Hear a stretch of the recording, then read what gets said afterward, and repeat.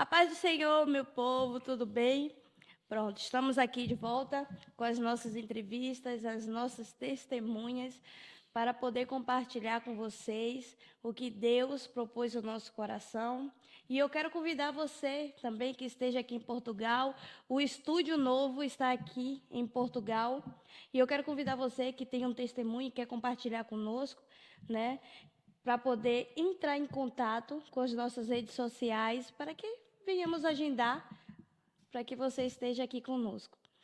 E é com muita alegria que a gente apresenta hoje, né, o pastor Gesimiel Gomes. Muito obrigado por estar aqui, por ter aceitado o nosso convite e estar aqui com a gente. É com muita alegria ter um homem de Deus aqui, um grande homem de Deus, né, aqui conosco, para poder compartilhando com a gente um pouquinho da sua sabedoria que Deus te deu. Graças a Deus, um grande homem do Senhor, professor, teólogo, não é isso? Me corrija se eu estiver errado, pastor. Eu vou pedir que o senhor se apresente. É muito melhor o senhor falar, né, do que o senhor faz, do que o senhor hoje é e aonde se encontra, para poder a gente conhecer um pouquinho melhor. Muito obrigado, irmã Daiane. É com muita alegria que a gente está aqui nesse programa. Muito obrigado pelo convite. Estou muito animado. E quero felicitar a todos vocês que estão aí nos ouvindo. Deus tem alguma coisa muito especial para a sua vida. Eu moro hoje em Orlando, no estado da Flórida, nos Estados Unidos. Sou casado com Márcia Lima Gomes e sou pai de Gabriel Lima Gomes. Nós somos casados este ano, vão completar 33 anos de casamento. Glória a Deus. E eu fui para os Estados Unidos em 79, quando o papai nos levou para lá como missionários. Passamos uma boa temporada, muitos anos lá. Depois fui ao Brasil, me apaixonei, casei, fiquei lá algum tempo pastoreando e retornei então para os Estados Unidos com a minha esposa. Hoje nós estamos à frente de um seminário teológico. Eu persegui muito a carreira secular, tentei fazer ciências de computação, tentei fazer administração, e essas portas fecharam, muito embora a gente tenha conseguido entrar em todas essas faculdades, mas não era o que Deus queria. Então a gente se voltou para a área de teologia, e aí Deus permitiu que a gente alcançasse, né, o bacharel, o mestrado, e hoje o nosso foco maior é ensinar a palavra de Deus. Glória a Deus, glória a Deus. E o senhor também tem um seminário, um curso, não é isso? Nós temos um seminário online, Pronto. vai ao ar todas as quintas-feiras, gravado pelo Zoom ao vivo, e depois quem não pode assistir, obviamente pode adquirir essas aulas e assistir. E por falar nisso, esse desejo pelo ensino veio do meu pai, pastor Gesiel Gomes, né? Sou a terceira geração Glória de a pastores Deus. da nossa família, e eu louvo a Deus por essa oportunidade. Glória O nome a Deus. do nosso seminário se chama Academia Rema de Teologia. Glória a Deus. Depois eu vou deixar aí um link, depois o senhor me passa um link para poder eu estar deixando nos comentários para que as pessoas procurem, porque Sim. hoje em dia, pastor, quem quer se aprofundar mesmo nas coisas do Senhor, no seu ministério, procura mais do Senhor, palavra. E é muito bom ter homens, grandes homens de Deus, dessa geração a qual o senhor falou que o pai do Senhor é Gesiel Gomes, pastor Gesiel Gomes, e também o avô do Senhor, né? Que é um grande pastor também. Então, é muito bom a gente ter essas bases, né? Essa base que eu digo assim, de professores íntegros na palavras do Senhor, né? Porque na geração a qual nós temos hoje, parece que o evangelho virou moda, né? O evangelho, hoje ser evangélico virou moda, e na verdade não é isso. Ser evangélico é transformação. Muita gente quer aceitar Jesus, seguir a Jesus, mas não quer renunciar às suas vontades. E agora que eu pergunto ao senhor, o que o senhor diz disso tudo que está acontecendo nessa geração hoje? O que o senhor pode... Na verdade, sempre existiu e sempre vai existir pessoas que deturpam o evangelho, né?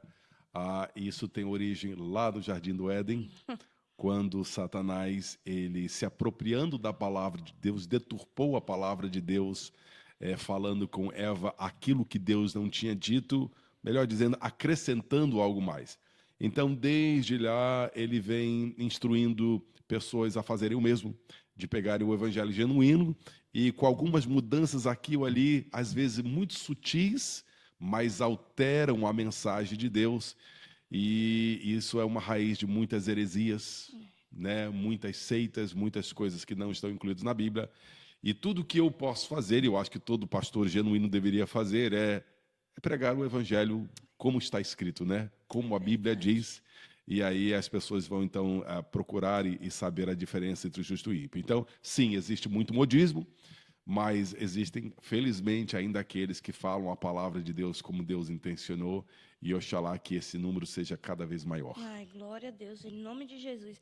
A gente tem uma pergunta aqui de pessoas a qual mandaram no Instagram, e que elas estão perguntando quais conselhos o senhor daria aos pastores que estão iniciando agora o ministério, que vá com uma carga, vamos se dizer assim, nova, né? Novos pastores que são ordenados a pastores e não sabe, vamos se dizer assim, por onde começar, né?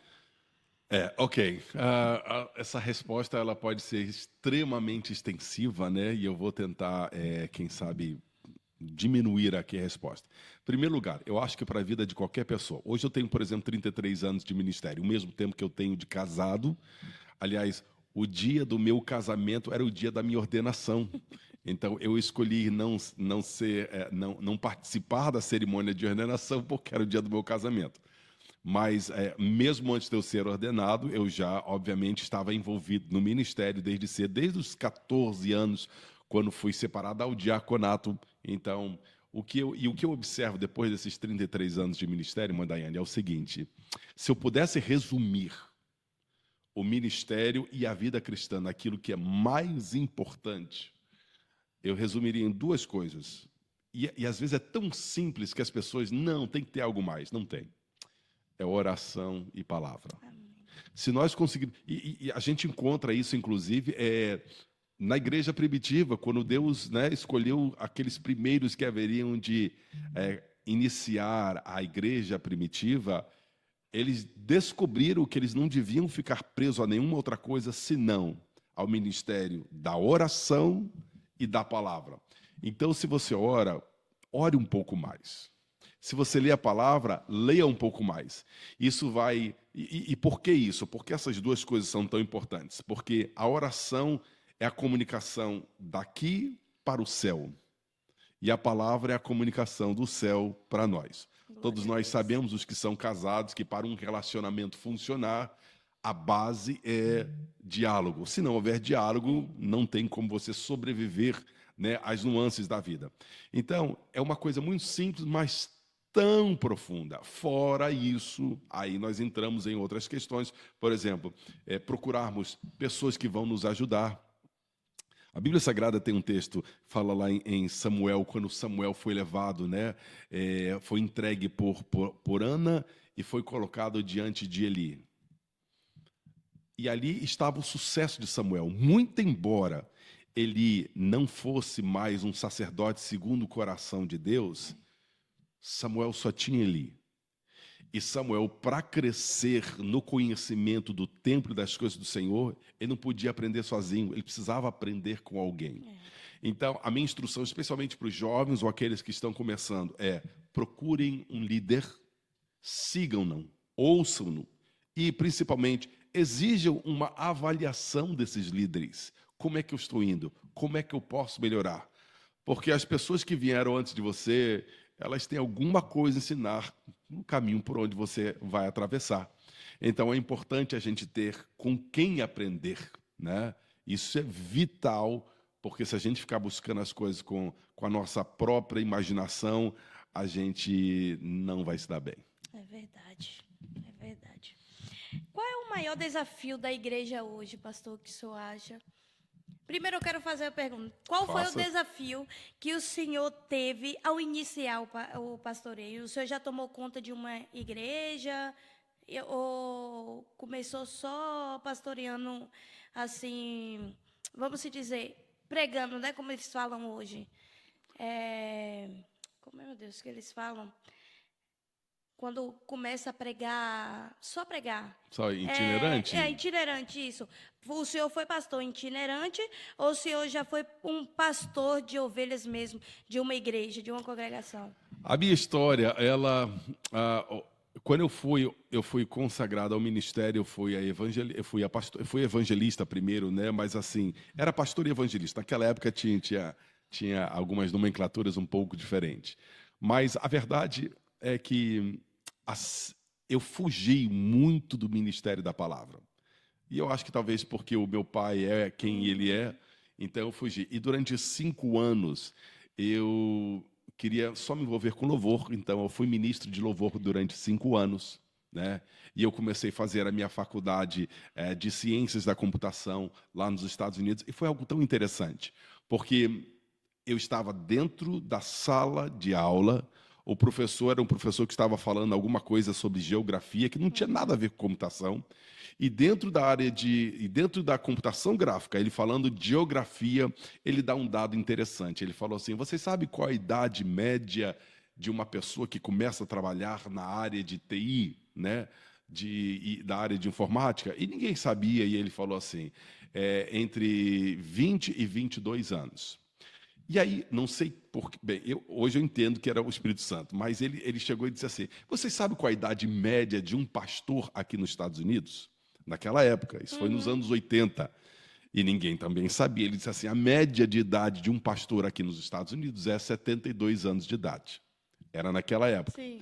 E naquele momento, uma bomba assim caiu na minha cabeça. Deus falou assim comigo: cada dia, os que se dedicam para as coisas do mundo são mais novos. E os que dedicam para a minha obra estão mais velhos. Ali, naquele momento, eu decidi: não é para mim. Então, eu fui, mas mesmo assim, eu ainda fugi. Então, eu corri durante muito tempo sendo ministro de louvor, até que não deu mais. Aí, eu tenho que dar a mão à palmatória ao meu pai, que ele começou a me empurrar, porque ele sabia que eu tinha esse ministério. Então, ele fazia agendas para eu pregar em outras igrejas. Às vezes, ele ia pregar e a agenda dele estava muito cheia. Ele dizia: olha, eu não posso ir, mas eu posso recomendar o meu filho. Meu Deus do céu, ali foi muita prova. Mas me colocou numa situação onde eu precisava ministrar a palavra de Deus. Mas não, eu não comecei pastoreando, né? Eu comecei tendo essas oportunidades que alguém me ofereceu diante do público e ministrar a palavra de Deus. E o meu mestre, o pastor Gesiel, a gente sempre via como ele se comportava. Então, a partir dali eu fui. E aí demorou um tempo até eu realmente me tornar pastor de igreja. Quando eu fui pastor lá no sul de Minas. E eu era muito novo, não sabia muito o que eu estava fazendo. Mas aprove Deus eu pastorear naquela época e deu tudo certo. Acabaram as coisas dando certo. Mas eu comecei na simplicidade de pregando para públicos e eu nunca tive o afã, o desejo de ser um pregador. E talvez eu acho que isso que Deus queira, né? Deus não vai chamar os capacitados, Ele vai capacitar aqueles que Ele chama. É verdade. Glória a Deus, glória a Deus. E foi eu creio que foi um desafio para o senhor sair dos Estados Unidos para voltar novamente para o Brasil, né? Depois de tanto tempo. Foi. Que é outras coisas, é outra cultura, outras coisas. Então, eu acho que ficou meio... Foi sim. Não, a cabeça ficou assim, meio perdida. E eu, de repente, parece que eu me senti, sabe, como Moisés. Filho de hebreu, mas no meio dos egípcios, qual é a minha identidade? Foi sim, foi complicado. Imagino. Ai, como manter a fé firme em tempos difíceis? Como manter a fé firme em tempos difíceis? Eu vou para a coisa mais simples, que é como eu aprendi. A fé vem pelo ouvir, e ouvir vem pelo quê? Pela palavra de Deus. A palavra de Deus vai sempre ser o nosso norte. A palavra de Deus sempre vai ser a nossa instrução, a nossa direção. Se nós lermos a palavra no livro sagrado, tem tudo o que você precisa para você ser a pessoa que Deus te qualifica para realizar a obra dele. Quando nós não lemos a palavra, nós nos preocupamos. E a preocupação é uma perversão da nossa adoração. nós deixamos de adorar e começamos a nos preocupar. Deus não quer preocupação. Deus quer entrega total, adoração. Então, a fé vem através da palavra de Deus. Nós ministramos nesse final de semana e eu deixo aqui. Deus pegou a palavra dele e ele colocou a fé dentro da palavra dele como um invólucro e disse assim, olha, toda vez que você precisar de fé, você só precisa falar a minha palavra. Então, cada vez que nós falamos a palavra de Deus, a fé que está lá dentro, ela sai, ela brota e ela muda a situação. Então, se você quer ter firmeza na fé, se você quiser ter mais fé, se você não quiser perder a sua fé, medita na palavra de Deus só de dia e só de noite. Só isso. O resto você faz o que você quiser. Glória a Deus. Pastor, eu creio, né, que, como o senhor falou, 33 anos de ministério é muita coisa. E eu creio que o senhor já teve algumas experiências como uma batalha espiritual, porque Jesus, quando foi tentado, estava no deserto, foi tentado pelo inimigo. O senhor já teve alguma experiência assim? Já, com certeza. Já tive algumas batalhas espirituais que foram travadas. Eu me lembro que duas foram muito fortes para mim. Uma foi quando eu não quis mais a igreja que eu estava pastoreando lá em Caxambu. Eu simplesmente falei assim, eu não aguento mais esse negócio, eu sou muito novo para isso. E eu me lembro que eu me comuniquei com um pastor de um outro ministério e disse assim, você quer assumir a igreja? Então venha, por favor, assumir a igreja. E eu me lembro que eu vendi tudo que eu tinha e falei assim, eu vou para os Estados Unidos, porque lá é onde eu pertenço, estava com a minha esposa. Então eu falei assim, vamos fazer o seguinte, vamos fazer uma última cruzada aqui com os americanos. Eles vêm, fazem a cruzada, eu interpreto, fecho com chave de ouro, no dia seguinte entrego a chave da igreja para esse pastor desse outro ministério e vamos para os Estados Unidos. Minha esposa, tá bom, se é isso que você sente. E eu me lembro que eu fiz isso, a cruzada foi um sucesso, tiveram 10 americanos, ficaram vários dias lá e nós tínhamos concordado de que eles queriam estar no Brasil, então eles me encontraram, foi feita uma ponte e eles arcariam com toda a parte deles e eu só tinha que caber a logística da cruzada. Bem, eles vão embora, os 10, depois de passarem vários dias, e não pagaram um centavo da conta do hotel, da comida, nem nada. Ai, meu Deus. Aí o pastor da igreja na cidade, o que tem que fazer? Tem que pagar a conta. Aí o que acontece? O dinheiro da minha venda de toda a minha mobília, todo o dinheiro que eu tinha reservado para ir para os Estados Unidos, foi para pagar a conta dos americanos. Eu falei, Jesus, como é que pode? Aí me sobraram R$800. Eu falei, eu vou para o Rio de Janeiro, meu sogro tem uma casa lá, vou ver se eu consigo algum dinheiro emprestado e de lá eu vou para os Estados Unidos. Aí eu passei no caixa eletrônico, fui roubado e os últimos R$800 que eu tinha desapareceu da conta. E aí durante esse tempo todo o inimigo ficava falando na minha mente, né? Olha o que você fez, você não presta mais. Então, para mim, essa foi uma das maiores batalhas, eu ter um chamado espiritual, eu ter aberto mão desse chamado e o diabo agora me provocando pelo erro que eu fiz. Passei alguns anos de favor na casa do meu sogro, foi um homem de Deus que me abraçou, que me acolheu, mas eu sinto que eu perdi anos da minha vida porque simplesmente eu tomei a decisão errada. E se o diabo tivesse tido o que ele queria, eu nunca mais voltaria para o evangelho para ministrar a palavra de Deus. Felizmente, Deus teve misericórdia e quando foi o tempo certo, a gente continuou no ministério. Mas eu não conseguia pregar, não tinha igreja que me convidava e eu não tinha mensagem, né? Então, para mim, é fruto da minha própria decisão, mas Deus me deu graça para vencer simplesmente porque eu perseverei, e não por conta própria, mas foi o Espírito Santo. Então, essa foi a primeira. E eu acho que a segunda foi dentro do quesito de enfermidade. Meu filho Gabriel, hoje 16 anos, nós queríamos muito ter uma criança, ele não vinha. E depois de 10 anos, depois de muitos anos tentando, quando nós íamos fazer, inclusive, um tratamento para minha esposa ter o filho, com 2 meses antes de começarmos o tratamento, ela ficou grávida. E com 2 dias antes de completarmos 15 anos de casado, ela descobriu que estava grávida. Então, foi uma bênção para nós. Nasce o Gabriel. Quando o Gabriel atinge a idade de, eu vou dizer, talvez 3 ou 4 anos de idade, nós levamos ele para a escola. Eu acho que era 4 anos de idade. Nós levamos ele para a escola. E o Gabriel começa a ter um comportamento muito estranho. Tão estranho que a equipe lá na escola nos Estados Unidos fizeram uma avaliação, chamaram uma equipe de 5 pessoas, 5 profissionais de saúde, e falaram: a gente quer avaliar a sua criança. E quando fizeram a avaliação, disseram assim: o seu filho é autista.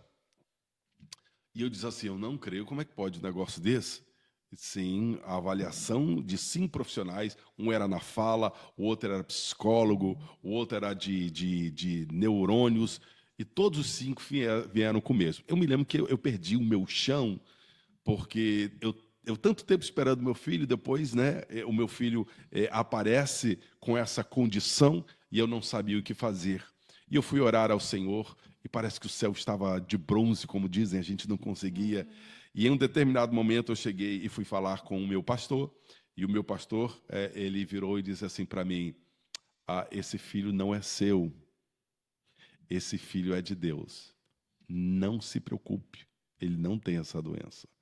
Sabe o que é você tomar uma palavra e dizer assim: eu creio? Amém. E ela, porque era o que eu precisava ouvir. Eu tomei a posse daquela palavra. Já tinham se passado 3 meses dessa avaliação. Ele continuava com sintomas muito diferentes. E aí eu disse assim: nós vamos agora fazer um novo diagnóstico. Fomos no Lurie Center, que é o melhor centro de diagnóstico para autistas e tratamento lá na Nova Inglaterra, nos Estados Unidos. E aí os médicos vieram, conversaram conosco, aí falaram assim: agora nós vamos conversar com seu filho sozinho e nós vamos fazer uma análise. Tiveram vários profissionais. Geralmente dura 2 horas, daqui a 2 horas nós vamos chamar vocês, pais, de volta. Falei: tá bom.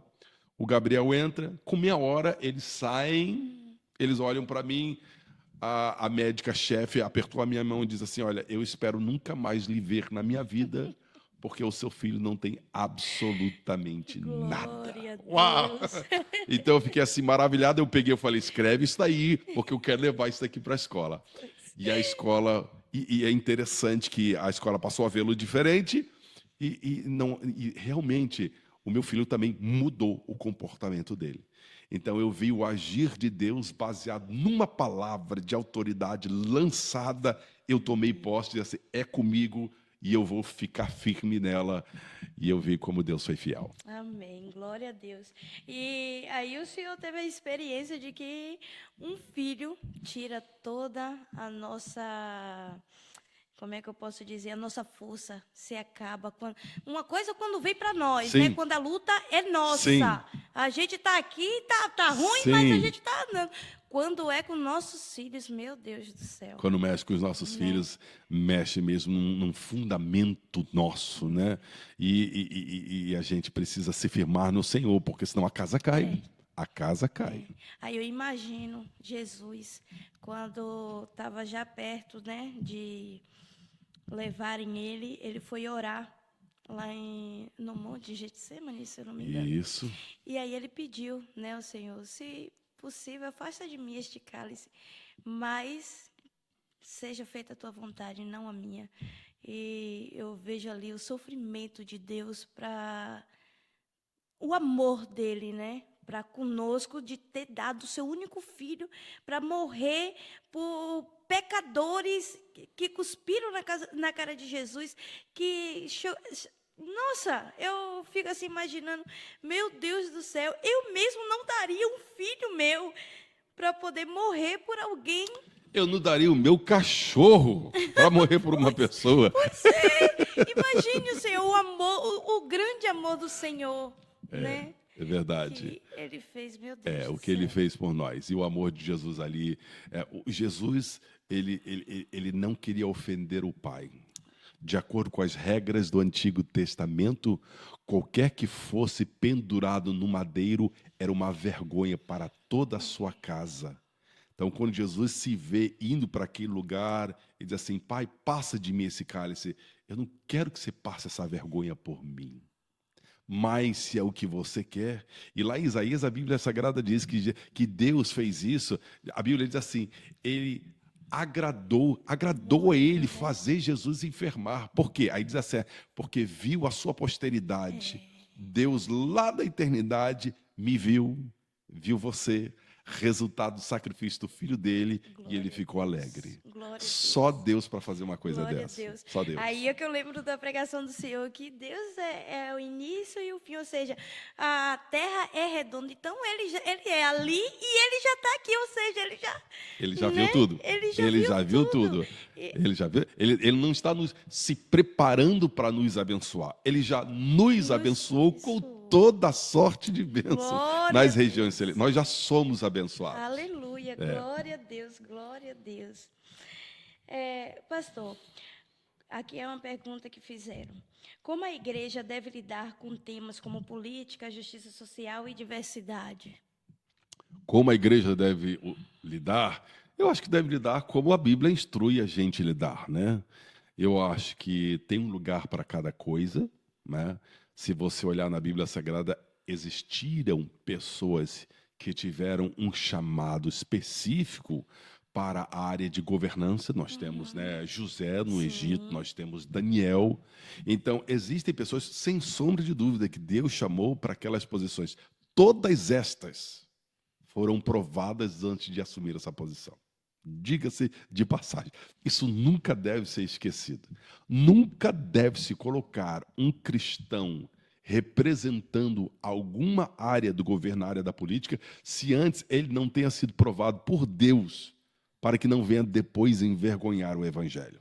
Então, se a pessoa ela tem um berço político, pode ser, mas ela é cristã, ela precisa ser provada. Deus provou Daniel, Deus provou José. O camarada foi parar lá no presídio do palácio. Daniel veio cativo da Babilônia. Então nós temos que nos lembrar isso. Não é simplesmente colocar uma pessoa lá em cima e dizer assim, não, o crente tem que estar envolvido na política. Não, primeiro você vai ser provado. Aonde? Deus vai te provar. Aí, porque Deus tem esse processo, Mandaiane, Deus tem esse processo. Deus, ele se utiliza de limites para dar autoridade. Se Deus não consegue exercer limite numa pessoa, essa pessoa não merece ter autoridade. Então Deus dá autoridade para Adão e estabelece um limite. A árvore do conhecimento do bem e do mal. Por quê? Porque não se pode ter autoridade sem limites. Senão a pessoa fica desenfreada e faz o que quer.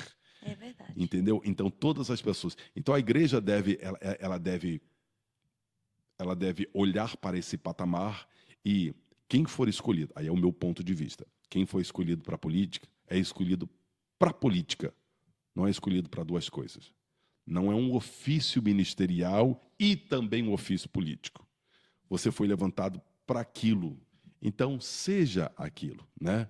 E a igreja precisa saber discernir. Outra coisa, e eu não quero abordar muito esse tema, porque eu sei que esse tema é polêmico, mas a igreja não devia se meter muito. Eu acho que a igreja devia... Gente, aí agora eu vou para o Novo Testamento. Jesus Cristo veio, e o que ele fez? Jesus não se meteu nisso. Jesus não se envolveu com isso. Aliás, se você perguntar a Jesus, Jesus vai dizer assim, dá a César o que é de César. Né? E a mim, o que é de Deus, você vai dar para mim, você vai dar para Deus. Então... Mandaiane, e eu sei que muita gente não vai gostar do que eu vou falar. Jesus não se meteu com política. Jesus não se envolveu com política. Jesus veio com uma missão nessa terra. E muita gente esperava que Jesus viesse como um transformador político para libertar o povo de Israel de Roma. E Jesus não fez nada disso. Mas o que Jesus fez foi infinitamente maior do que qualquer político ou administrador governamental poderia fazer. Então, o que eu quero dizer aqui? O que a igreja tem é muito maior do que qualquer posição política. E se nós conseguíssemos transferir essa ideia para o mundo, ao invés de ir atrás dos políticos, iriam atrás da igreja.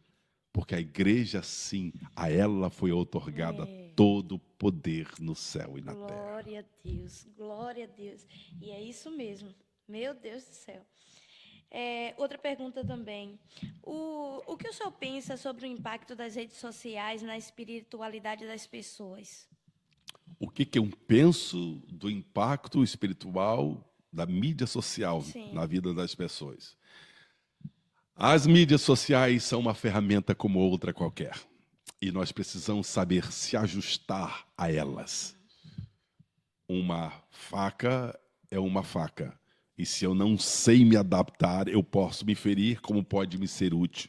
Então, eu acho que todo mundo precisa ser adestrado naquilo. Mas nós não podemos dizer que a mídia social, como foi dito na televisão e como foi dito do rádio, que é uma coisa do diabo, porque uma vez que nós falamos alguma coisa, nós liberamos e nós damos autoridade. Então, por exemplo, o rádio não era do diabo, até que alguém um dia chegou e disse assim, isso daí é uma caixinha de Satanás. Aí, hoje, a igreja tem dificuldade de ter uma rádio. Falou-se, televisão é de Satanás. Aí Satanás diz assim, não era, mas porque vocês disseram que é. Aí a coisa mais difícil é a igreja ter um canal de televisão. Então, foi se entregando muita coisa com as palavras. E a gente não pode fazer o mesmo. A gente tem que pegar a mídia social e olhá-la como uma ferramenta espiritual. Ao mesmo tempo, nos lembrar, Mandaiane, quando chegarmos lá em cima para o nosso julgamento, o Facebook, o Instagram, o Twitter, o YouTube, não vai deixar a gente mentir.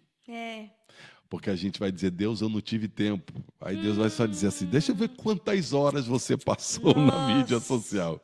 Então, é uma ferramenta sensacional que eu acho que se Paulo tivesse, Paulo usaria. Os discípulos tivessem, eles usariam. Mas eles nunca deixariam aquilo ser maior do que o tempo que eles tinham que ter com Deus. Glória a Deus. Glória a Deus. E é isso que... Por isso que a gente aqui em casa... A gente frisa muito isso com os meninos sobre redes sociais. É tanto que eles nenhum têm, né, redes sociais por causa disso. Porque, vem cá, aonde é que você está gastando seu tempo? Se você não está se interessando agora, sem redes sociais, pelas coisas de Deus, pela palavra de Deus, com as redes sociais, você vai... Não tem como. Não tem como. Então, a gente tem que ver a nossa prioridade hoje. Por mais que... não vou ser hipócrita, né, de chegar e dizer assim, eu sinto aquela vontade imensa de estar orando o tempo todo. Eu sinto aquela vontade imensa de estar na palavra de Deus o tempo todo. Não, a gente não sente vontade. A gente tem que ter. A gente tem que impulsionar a nossa vontade, a nossa alma. Dizer assim, epa, é eu que mando aqui, então é eu que vou fazer. Correto. Não é verdade? E é nisso aí, o Senhor... o conselho que o Senhor dá assim para poder, porque não é fácil, não vamos dizer assim, é muito gostoso, é muito fácil a gente ficar o tempo todo, por mais que seja gostoso, sim, que seja bom a gente estar ali na palavra de Deus e a gente vai aprendendo mais e a palavra de Deus ela é viva, né? Então quando a gente lê, a gente descobre coisas que a gente já leu aquele versículo e Deus não falou com a gente daquela maneira, mas quando a gente lê que, meu Deus, olha como eu não pensei isso, como isso, e é tanto que a gente compartilha, nossa, eu estava lendo a palavra ali, eu estava meditando na palavra, e olha o que Deus falou comigo, e a gente vai compartilhando ali as experiências, as coisas que Deus fala com a gente, e é muito bom, mas de dizer assim, eu vou fazer isso agora, o tempo todo, a gente não sente isso. Qual é o conselho que o Senhor nos dá de nos impulsionar a fazer isso? Não sei se é o caso do Senhor. Ok, vamos. Eu vou tentar trazer uma ilustração bem simples. Como é que as pessoas escovam os dentes hoje? Elas criaram o hábito, não por conta própria. Algum adulto instituiu uma regra dentro de casa. Depois que você comer, você vai ter que escovar os seus dentes. E tornou-se um hábito.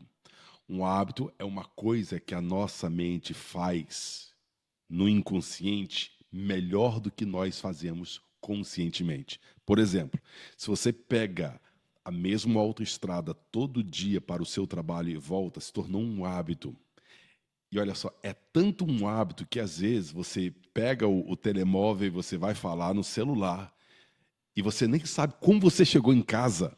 Você estava conversando... O teu corpo entrou no automático, ele se habituou tanto a dirigir, que muitas vezes ele dirige sozinho. Assim deveria ser a nossa vida espiritual. De tanto fazermos aquilo, faríamos sozinho, mas tudo começa com o hábito. A gente tem que aprender a dirigir, tem que aprender onde vai entrar e onde vai sair, e naquela rotina torna-se um hábito e fazemos aquilo costumeiramente. Então, cria-se o hábito de ler a Bíblia, cria-se o hábito. Eu me lembro que o meu pai me ensinou da mesma forma que ele foi ensinado pelo pai dele. O pai dele, o meu avô, que hoje já está com o Senhor, leu a Bíblia 220 vezes. Então, quando meu pai ia dormir, o meu avô perguntava para o meu pai: você já leu a Bíblia hoje? E tinha dia que meu pai não tinha lido.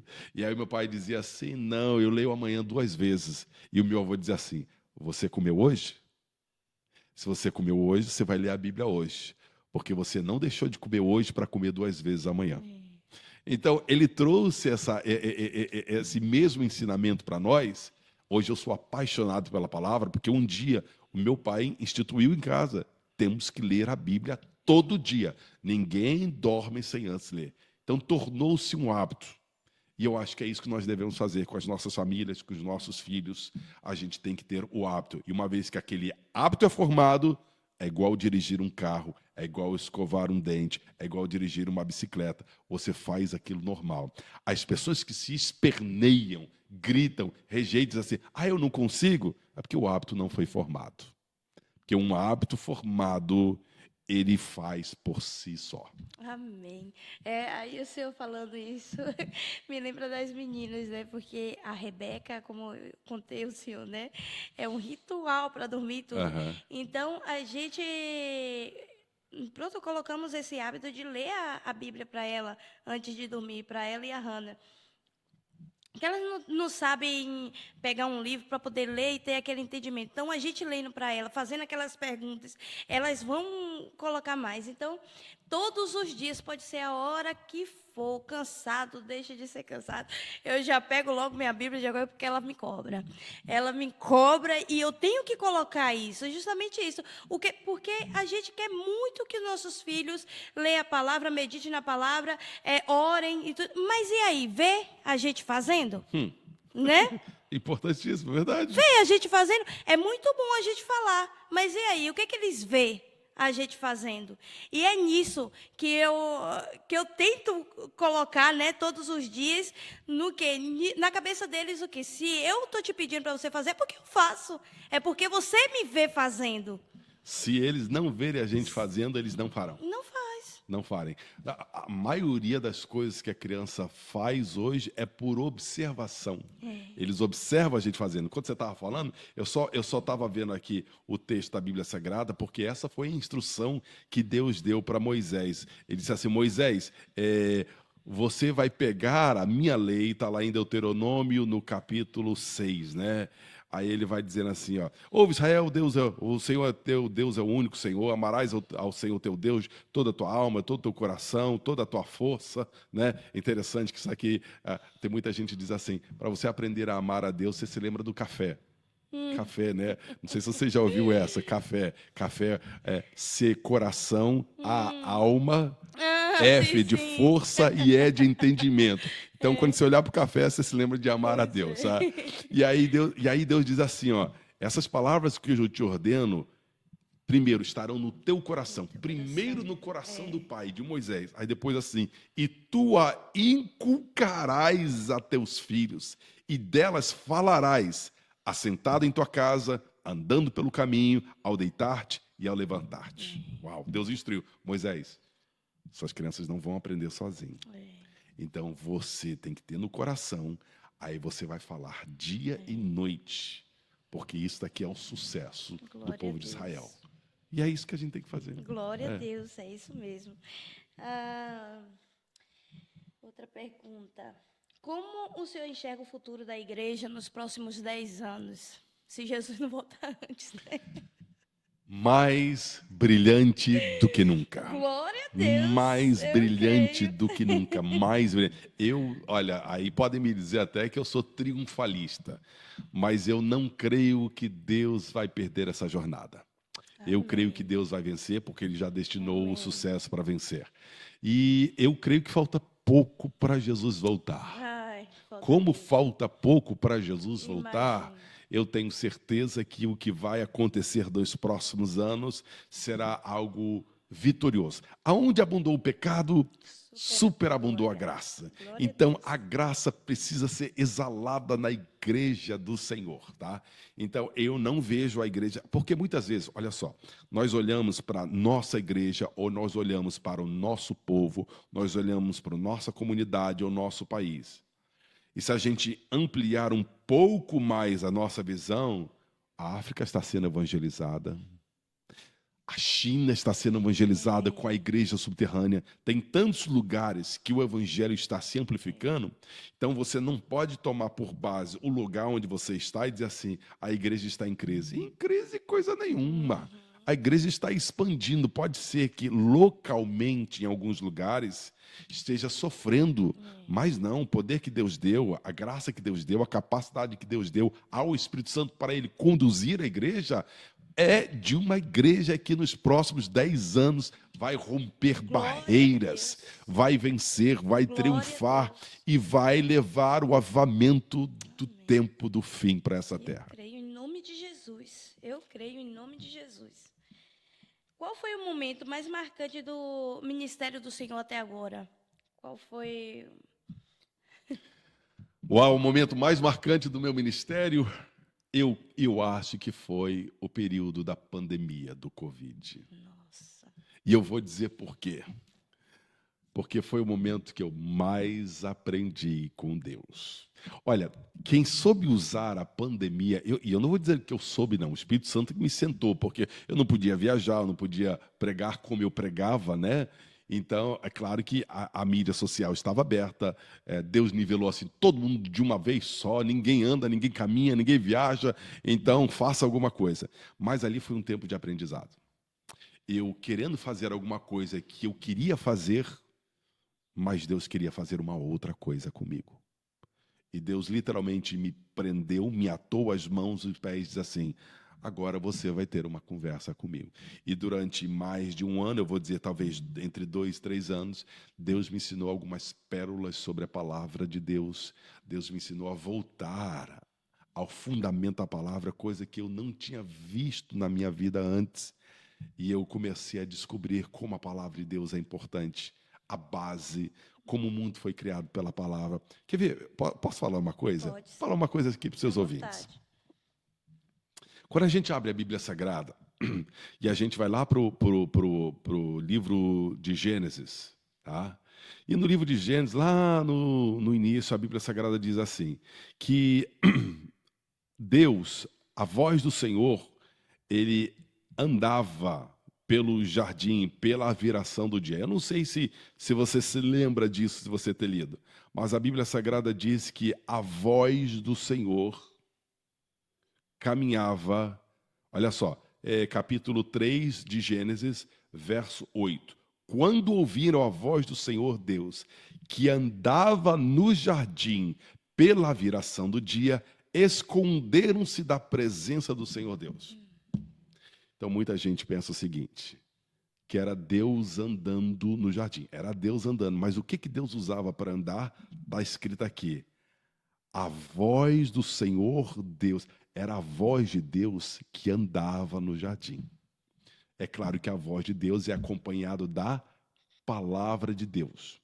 Então, quando Adão andava no jardim, Adão andava com Deus na voz dele, na palavra dele. Não era Deus fisicamente, porque nada pode conter a presença de Deus aqui na terra. Então, a presença... Tanto é que a Bíblia Sagrada diz assim, e eles se esconderam, não foi da voz de Deus, eles se esconderam da presença de Deus. Por quê? A voz de Deus continha a presença de Deus. Então, quando eu olho para isso, Deus me deu uma revelação que eu ainda não tinha visto. Nesse simples texto falou assim, meu filho, tem muita gente pedindo que eu não deixe eles, que eles se sentem só. Para a minha presença estar com eles, é só eles falarem a minha palavra. Porque a partir do momento que eles falam a minha palavra, eu estou na minha palavra. Aí vai João, capítulo 1, no princípio era o verbo, e o verbo estava com Deus, e o verbo era Deus. Então, as pessoas que estão dizendo, eu estou só, ou eu não sinto Deus, é tão fácil resolver isso. Pega a Bíblia e lê. mas não lê de voz calada, lê de voz audível. Era a voz do Senhor se ouvia. E aí depois você vai vendo, o próprio Adão e chamou o Senhor Deus ao homem e lhe perguntou: onde estás? Aí olha o que ele diz. Respondeu Adão: ouvi a tua voz. Eu não vi a tua voz. Eu não vi o teu rosto, eu ouvi a tua voz. A tua voz, quando soou, aí diz assim: eu me escondi. Então você pode se esconder de Deus. Como? Se escondendo da palavra. Uau, que lindo! Nossa. Lâmpada para os meus pés é a tua palavra e luz para os meus caminhos. Aí eu vou dizer mais um segredo aqui. Eu queria deixar isso daqui para um culto, mas eu vou deixar para você aqui. A Bíblia Sagrada diz que quando Deus fala com Abrão, tá? Ele está com o nome de Abrão. Abrão. Aí ele diz assim: Abrão, anda na minha presença.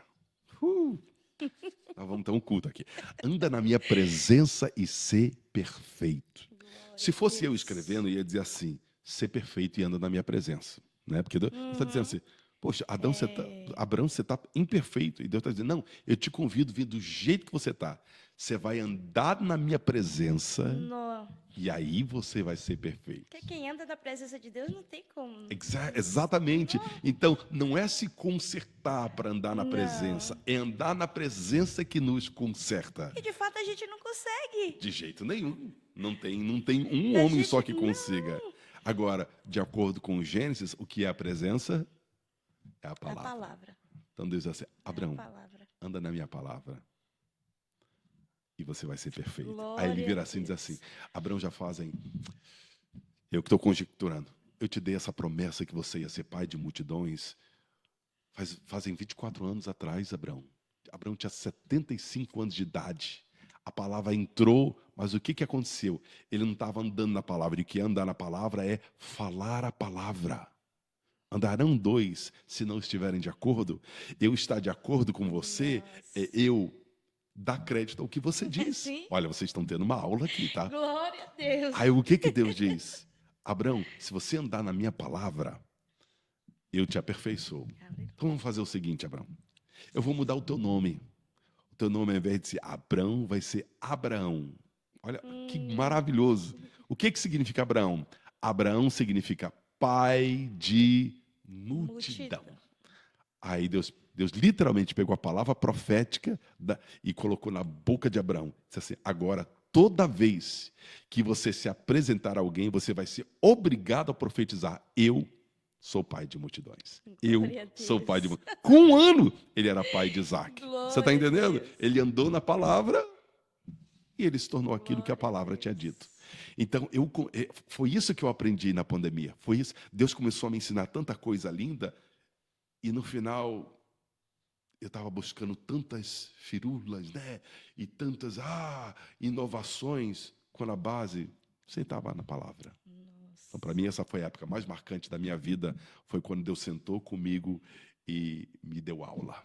Glória me deu a Deus. aula. Glória a Deus. Nossa, é muito bom. E é muito bom a gente falar da palavra do Senhor. Eu acho que se a gente for mesmo se aprofundar na palavra do Senhor, a gente não sai daqui hoje. De jeito algum. A gente não sai daqui hoje. É verdade. Mas eu tenho uma dúvida minha agora. Sim. Que eu leio aquela passagem de Saul, quando Saul, ele não espera o profeta Samuel, né, para poder trazer, que o profeta Samuel saiu para poder fazer os sacrifícios e pedir uma resposta do Senhor, e Saul não esperou Samuel e sacrificou no lugar de Samuel. E logo após, Samuel chegou ali e disse: olha, se você não tivesse feito isso, o Senhor te daria o reinado para sempre, mas como você fez isso, o Senhor já rejeitou e já tem um escolhido. Então, assim, qual é a minha dúvida? Saul, se eu não me engano, ia fazer 2 anos do seu reinado, é isso? Eu acho que sim. Você está lembrado exatamente o texto? Mas eu queria ler aqui. Eu acho que é 1 Samuel. Eu sei que é 1 Samuel. 16, se eu não me engano. Ok, pode ir falando aí a sua pergunta. Pode falar. Aí, a minha dúvida, na verdade, é isso que ainda não consegui colocar. Porque, assim, Saul foi, se eu não me engano, ia dar 2 anos do seu reinado. Ia fazer 2 anos do seu reinado. Mas se a gente colocar nos anos assim na lógica, eu acho que Davi ainda não era nascido quando o Senhor falou isso para Samuel, para Saul. Ou já era? Por isso que eu queria saber exatamente o texto. Ok, qual é a sua dúvida? Então, a minha dúvida é essa. O Davi já era nascido quando o Senhor falou, eu já tenho escolhido segundo a minha vontade, se eu não me Sim. engano.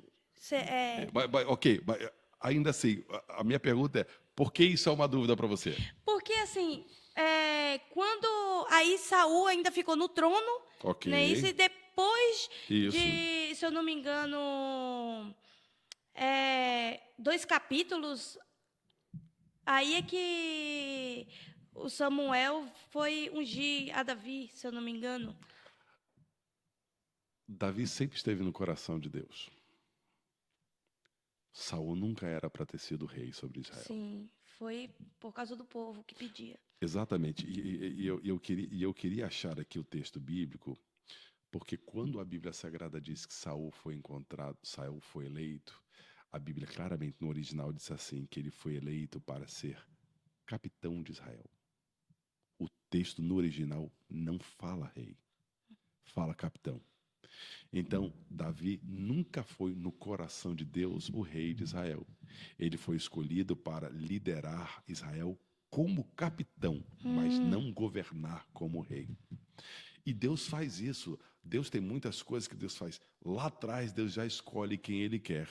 E às vezes o homem ou a mulher atropela as coisas, mas o plano de Deus nunca se frustra. Né? Quando Deus disse para Abraão que Deus ia fazer dele uma grande nação, depois disse que o povo ia ficar cativo 400 anos. Abraão morreu e não viu essa profecia. Mas a profecia se cumpriu. E Deus disse assim, eu vou tirar aquele povo de lá com grande substância. O povo ficou cativo 400 anos, depois veio Moisés libertar. Moisés era nascido? É ruim que Moisés era nascido, mas já estava no coração de Deus. Então, no coração do povo estava Saul, no coração de Deus estava Davi. E muitas coisas que Deus estabelece antes do nascimento e nascem para aquele propósito. Davi é um desses que nasceu com propósito de Deus. E quando se nasce com propósito, não tem nem para onde fugir. Foi Moisés que nasceu com propósito por causa da profecia que ele tinha lançado para Abraão. E quando Moisés quis dar um jeito, disse, Moisés, é com você, leve teu irmão se quiser, mas eu não vou abrir mão de você porque você é um propósito meu. Glória a Deus. Assim foi Davi. Davi era um propósito de Deus. Aleluia. A pastora Maria até falou aqui, 1 Samuel 13. 1 Samuel 13. Isso. Obrigado. 1 Samuel 13. Glória a Deus. Sim, mais alguma pergunta aí? Vamos ver aqui. Tá bom esse negócio aqui, hein? Tá gostoso isso daqui. Tem que botar a Bíblia nesse negócio aqui. Glória a Deus, tem mesmo. Era bom se a gente colocasse depois, vou ver com Ana Clara depois, para a gente colocar aqui, quando a gente falar de passagens bíblicas. Sim, excelente, com certeza, né? Para eles acompanharem, Isso, né? acompanhar. Muito bem, ótimo, gostei da ideia, tá certo.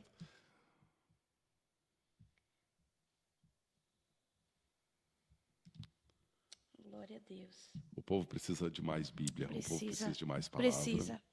E eu costumo dizer para as pessoas, banhe suas famílias com textos bíblicos, de manhã, de tarde, de noite. Abençoe os seus filhos com palavras bíblicas.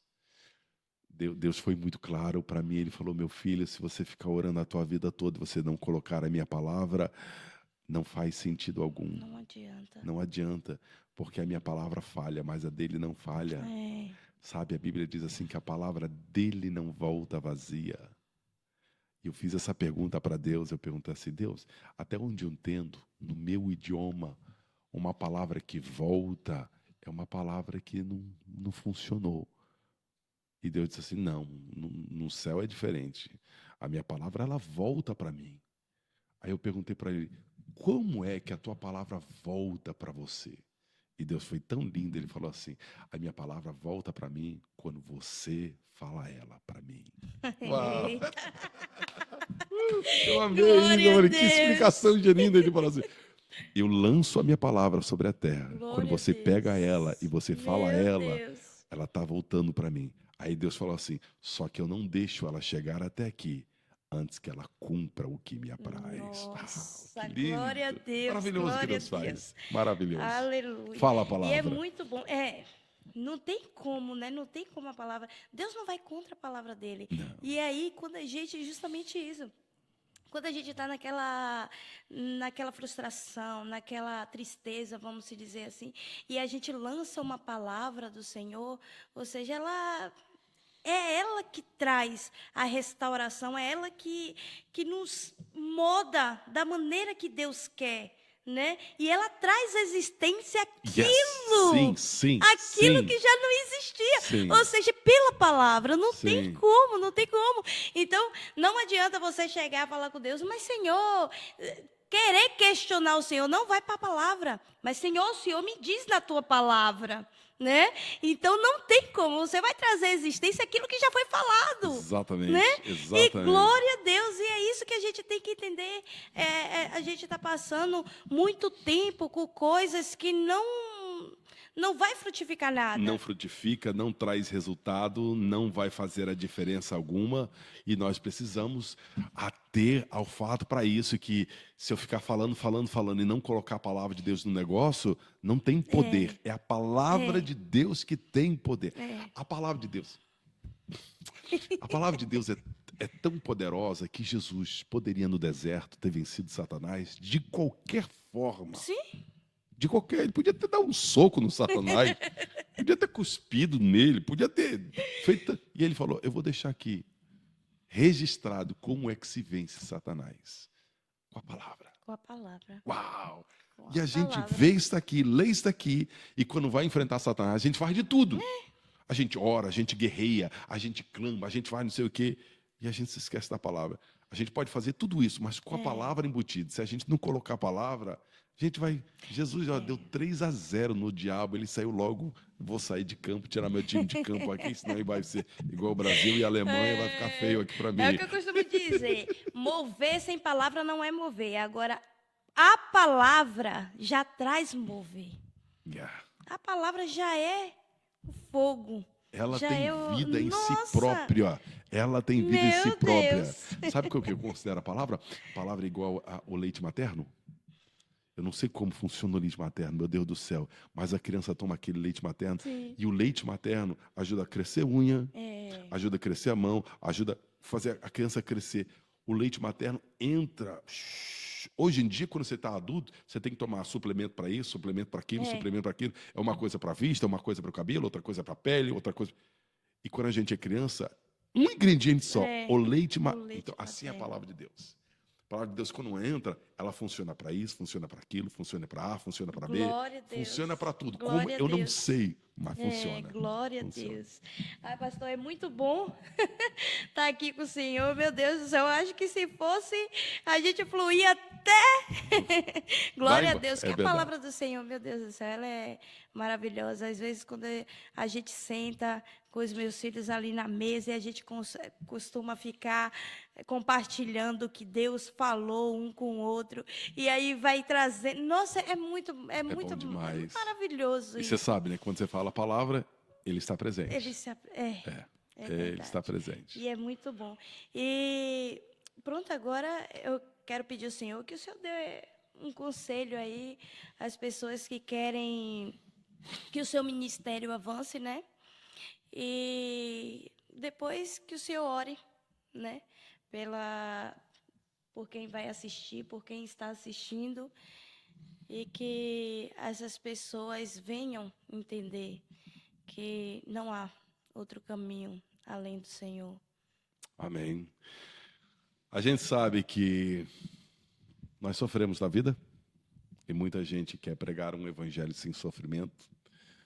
Jesus não nos salvou do sofrimento, ele nos salvou através do sofrimento. Então, nós vamos ter percalços, nós vamos ter dificuldades na vida. E é por isso que Jesus nunca enganou ninguém. Ele disse assim: no mundo tereis aflições. Ele foi claro. Ele diz assim, mas tem de bom ânimo. Ou seja, ele não vai colocar ânimo em nós. O ânimo parte de nós. Ele olhou para Josué e disse assim, Josué, tem de bom ânimo. Eu crio toda a estrutura para você, mas ânimo, quem se levanta é você. Quem decide acreditar é você. Quem decide se apropriar da promessa é você. Então, hoje eu trago uma palavra de vitória para a sua vida, eu trago uma palavra de esperança, eu quero trazer à memória aquilo que me dá esperança. E o que me dá esperança é que muita gente passou antes de você e sobreviveu, e conquistou, e venceu, porque você seria diferente. Absolutamente. Teve muita gente que não merecia chegar onde chegou, mas chegou pela graça e pela misericórdia de Deus. Então, hoje eu compartilho com você a alegria de que, se você crê em Deus, você vencerá. Mas vence com a oração e vence com a palavra. Vence falando com Deus e vence ouvindo Deus falar sobre a sua vida. Olha, tape seus ouvidos para tudo aquilo que é negativo e abra os seus olhos para aquilo que Deus tem acerca da sua vida. Então, busca a Deus, mas busca de todo o coração. Deus está a uma oração de distância de você. Amém? Amém. Vamos orar? Vamos. Querido Deus e amado Pai, muito obrigado por esse momento rico, que a Tua palavra possa ecoar, Senhor, na vida de cada um.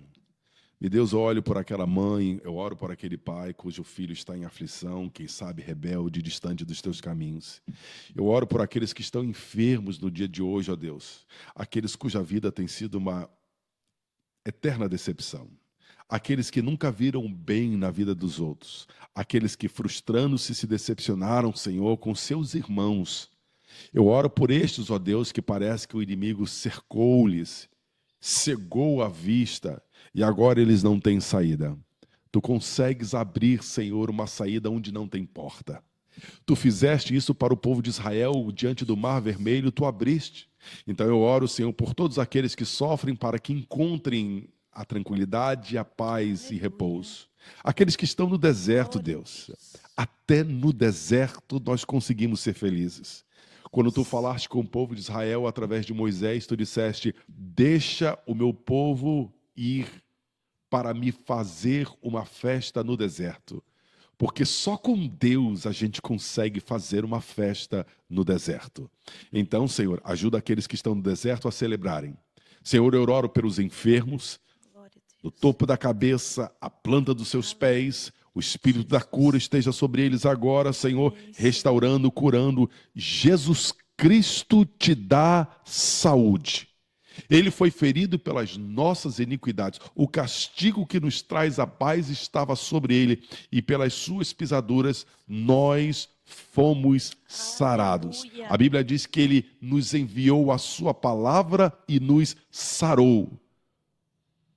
Pega essa palavra, Glória a receba Deus. ela, confesse ela, viva ela e descanse nela, em nome de Jesus. E que o favor de Deus permaneça sempre sobre a sua vida. Amém Amém. e amém. Glória a Deus, aleluia. Quero agradecer a você que ficou aqui até agora conosco, e você que vai assistir também.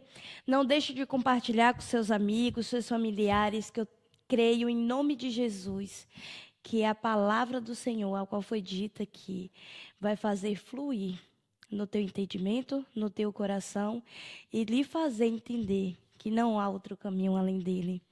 Fiquem com Deus. Deus abençoe. Amém. Deus abençoe. Amém.